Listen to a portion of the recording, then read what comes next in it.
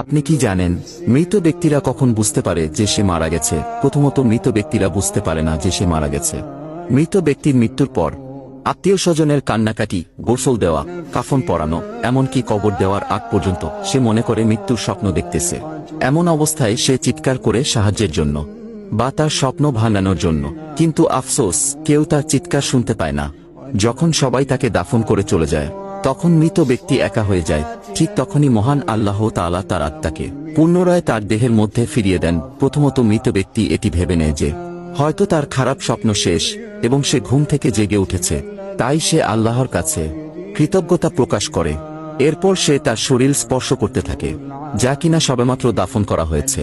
তখন সে বলতে থাকে, আমার শার্ট কোথায়, আমার প্যান্ট কোথায়, আমি সাদা কাপড়ে মোড়ানো কেন, এখানে এত অন্ধকার কেন, এখানে এত ময়লা মাটির গন্ধ কেন?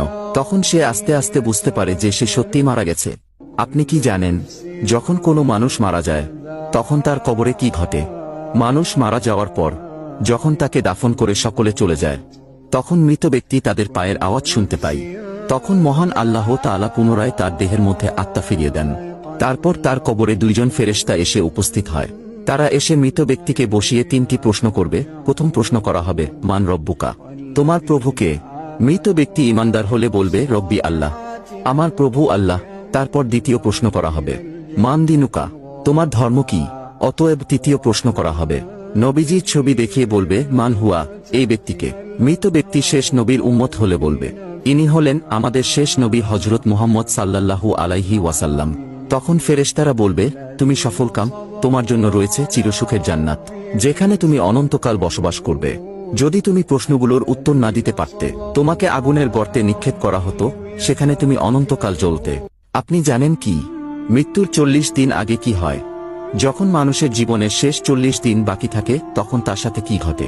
আল্লাহ তাআলা তার পবিত্র আরশের নিচে একটি বৃক্ষ সৃষ্টি করেছিলেন। আল্লাহর যতগুলো মাখলুকাত আছে এবং যেগুলোতে জীবন দেওয়া আছে তার প্রত্যেকটির হায়াত এই গাছে ঝুলন্ত রয়েছে।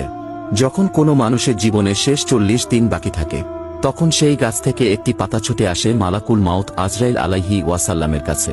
সে পাতায় তার নাম, তার পিতার নাম এবং তার মাতার নাম, এমনকি তার বংশের নাম পর্যন্ত লেখা থাকে।